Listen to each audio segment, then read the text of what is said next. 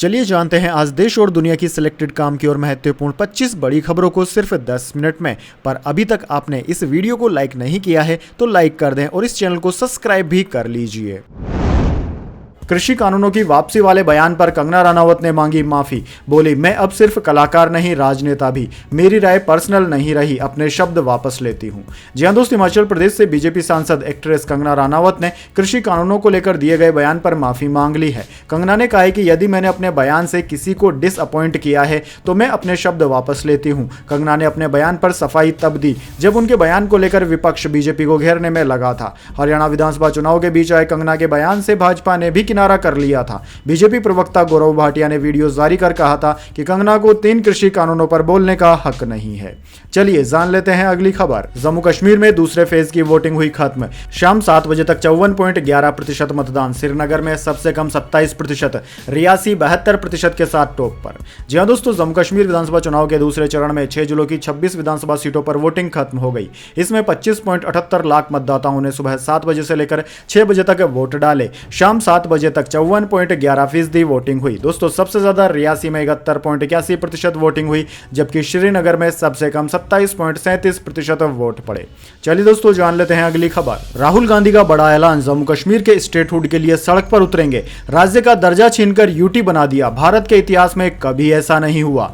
जी हां दोस्तों, लोकसभा में नेता प्रतिपक्ष राहुल गांधी ने बुधवार को जम्मू में कहा कि अगर विधानसभा चुनाव के बाद केंद्र सरकार ने जम्मू कश्मीर को पूर्ण राज्य का दर्जा नहीं दिया तो इंडिया ब्लॉक संसद के अंदर अपनी पूरी ताकत का इस्तेमाल करेगा और जरूरत पड़ी तो सड़क पर भी उतरेगा। दोस्तों राहुल गांधी ने यहां एक रैली को संबोधित किया। उन्होंने कहा कि जब 2019 में जम्मू कश्मीर को 2 केंद्र शासित प्रदेशों में बांटा गया था तो यहां के लोगों के साथ बहुत अन्याय हुआ। भारत के इतिहास में ऐसा कभी नहीं हुआ कि हमने किसी राज्य का दर्जा छीन लिया हो और उसे केंद्र शासित प्रदेश में बदल दिया हो। चलिए जान लेते हैं अगली खबर। पैरासीटामोल सहित 53 दवाएं क्वालिटी टेस्ट में हो गई फेल। इनमें विटामिन, शुगर और ब्लड प्रेशर के अलावा कुछ एंटीबायोटिक्स भी है शामिल। जी हां दोस्तों, पैरासीटामोल सहित 53 दवाइयां क्वालिटी टेस्ट में फेल हो गई हैं। इनमें विटामिन, शुगर और ब्लड प्रेशर की दवाओं के अलावा एंटीबायोटिक्स भी शामिल है। दोस्तों देश की सबसे बड़ी drug regulatory body central drug standard control organisation CDSCO ने इसकी लिस्ट जारी की है। दोस्तों CDSCO की लिस्ट में कैल्शियम और vitamin D3 supplement, anti diabetes की गोलियां और हाई ब्लड प्रेशर की दवाएं शामिल है। बैन की गई दवाओं की लिस्ट में दौरे और एंजाइटी में इस्तेमाल की जाने वाली क्लोनाजेपाम टेबलेट, दर्द निवारक डिक्लोफेनेक, सांस की बीमारी के लिए इस्तेमाल होने वाली एनब्राक्सोल, एंटी फंगल ग्लूकोनाजोल और कुछ मल्टीविटामिन और कैल्शियम की गोलियां शामिल है। दोस्तों आपकी जानकारी के लिए बता दें, अगस्त में भी भारत सरकार ने 156 फिक्स्ड डोज कॉम्बिनेशन दवाओं पर रोक लगा दी थी। चलिए दोस्तों जान लेते हैं अगली खबर। अनुज प्रताप सिंह एनकाउंटर मामले में नया मोड़, डीएम ने लिया बड़ा फैसला। जी हां दोस्तों, सुल्तानपुर डकैती मामले के दूसरे आरोपी को उन्नाव जिले में तड़के मुठभेड़ में मार गिराया गया था। अब अनुज प्रताप सिंह एनकाउंटर मामले में नया मोड़ सामने आया है। दरअसल दोस्तों अनुज प्रताप सिंह एनकाउंटर मामले की जांच होगी। डीएम गौरांग राठी ने एनकाउंटर के मजिस्ट्री जांच के आदेश दे दिए हैं। डीएम ने सिटी मजिस्ट्रेट राजीव राज को जांच अधिकारी बनाया है और 15 दिन में एनकाउंटर मामले की मजिस्ट्रेटी जांच पूरी हो जाएगी। चलिए जान लेते हैं अगली खबर। जेलेंस्की बोले, रूस को जंग रोकने के लिए मजबूर करना होगा। UNSC में कहा, सिर्फ बातचीत से नहीं निकलेगा हल, पुतिन खुद पीछे नहीं हटेंगे। जी हां दोस्तों, यूक्रेन के राष्ट्रपति वोलोदिमीर जेलेंस्की ने संयुक्त राष्ट्र सुरक्षा परिषद UNSC में कहा कि रूस और यूक्रेन के बीच जंग रुकवाने के लिए सिर्फ बातचीत काफी नहीं है। अल जजीरा के मुताबिक न्यूयॉर्क में UNSC की बैठक में जेलेंस्की ने कहा कि पुतिन अंतर्राष्ट्रीय अपराध कर रहे हैं। वे अब तक इतने सारे कानून तोड़ चुके हैं कि अब वे खुद नहीं रुकेंगे। यूक्रेनी राष्ट्रपति ने कहा कि यह जंग खुद से खत्म नहीं होगी। पुतिन थककर युद्ध नहीं रोकने वाले हैं। रूस को शांति के लिए मजबूर करना होगा। रूस ने UN चार्टर का इतना ज्यादा उल्लंघन किया है कि अब इसके अलावा कोई रास्ता नहीं बचा है। चलिए दोस्तों जान लेते हैं अगली खबर। मायावती बोली, राहुल गांधी क्रिकेट की तरह रंग बदलते हैं। कांग्रेस भाजपा आरक्षण खत्म करने में लगी हुई है। हरियाणा में 2 डिप्टी CM बनाएंगे।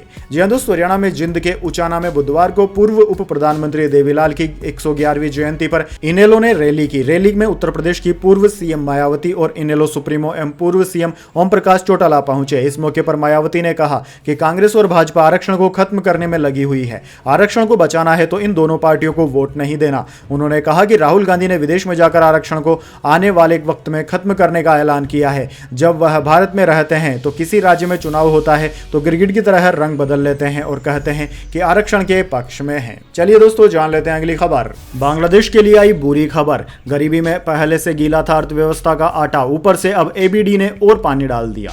जी हां दोस्तों, बांग्लादेश में पूर्व प्रधानमंत्री शेख हसीना के सत्ता छोड़ने और देश से भागने के बाद इस मुल्क के लिए लगातार बुरी खबरें आ रही है। इसी कड़ी में एशियाई विकास बैंक एडीबी ने बांग्लादेश की आर्थिक वृद्धि के अपने अनुमान को घटाकर 5.1% कर दिया है। इसका मुख्य कारण देश में जुलाई अगस्त में राजनीतिक अशांति के कारण आपूर्ति में आई बाधा है। मीडिया की एक खबर में यह जानकारी दी गई। समाचार पत्र द डेली स्टार की खबर के अनुसार एशियाई विकास बैंक एडीबी ने पहले अनुमान लगाया था कि वित्त वर्ष 2024-25 के लिए दक्षिण एशियाई देश में वस्तुओं तथा सेवाओं का समग्र उत्पादन 6.6% बढ़ेगा। वहीं दोस्तों, मनीला स्थित बहुपक्षीय ऋणदाता ने कहा कि उसने हिंसक विरोध प्रदर्शनों तथा हाल ही में आई बाढ़ के कारण चालू वित्त वर्ष के लिए देश के सकल घरेलू उत्पाद यानी कि जीडीपी की वृद्धि दर के अनुमान को घटा दिया है। चलिए दोस्तों, जान लेते हैं इसके बाद अगली खबर। दिल्ली में उमस और गर्मी से मिलेगी राहत, झमाझम बरसेंगे बादल। जाने मौसम पर आईएमडी का ताजा अपडेट। जी दोस्तों, दिल्ली में मानसून की विदाई से पहले कुछ इलाकों में हल्की से मध्यम बारिश देखने को मिल सकती है। आईएमडी के वैज्ञानिक डॉक्टर नरेश के मुताबिक बंगाल की खाड़ी से हवाएं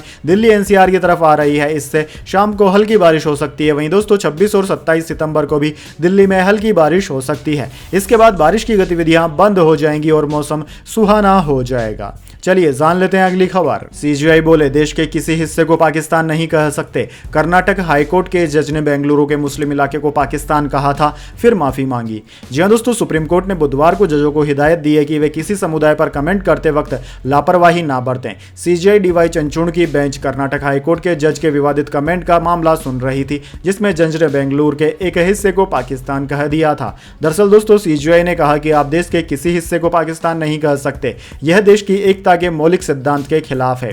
कर्नाटक हाईकोर्ट के जस्टिस श्री शिवनंदा के इस कमेंट का वीडियो वायरल हो गया था, जिसके बाद सुप्रीम कोर्ट ने खुद इस मामले की सुनवाई की। चलिए दोस्तों, जान लेते हैं अगली खबर। केजरीवाल का आरएसएस प्रमुख मोहन भागवत को लेटर, 5 सवाल पूछे। क्या बीजेपी का सरकारें गिराना सही है? मोदी 75 साल की उम्र के बाद रिटायर होंगे या नहीं? जी हां दोस्तों, दिल्ली के पूर्व मुख्यमंत्री अरविंद केजरीवाल ने राष्ट्रीय स्वयंसेवक संघ आरएसएस प्रमुख मोहन भागवत को लेटर लिखकर 5 सवाल पूछे हैं। उन्होंने केंद्रीय जांच एजेंसियों के दुरुपयोग से लेकर प्रधानमंत्री मोदी के रिटायरमेंट तक के मुद्दों पर सवाल पूछा। केजरीवाल ने लिखा कि वे देश के मौजूदा हालात से बहुत चिंतित हैं और भाजपा सरकार की नीतियों को देश के लिए हानिकारक मानते हैं। अगर यह स्थिति जारी रही तो देश का लोकतंत्र और स्वयं भारत को खतरा हो सकता है। केजरीवाल ने कहा कि उन्होंने यह लेटर आम नागरिक की हैसियत से लिखा है, न कि एक राजनीतिक पार्टी के नेता के तौर पर। चलिए दोस्तों, जान लेते हैं अगली खबर। हरिनी अमरसूर्या बनी श्रीलंका की प्रधानमंत्री। राष्ट्रपति बनते ही दिसानायके ने 11 महीने पहले संसद भंग किया। 14 नवंबर को संसदीय चुनाव होंगे।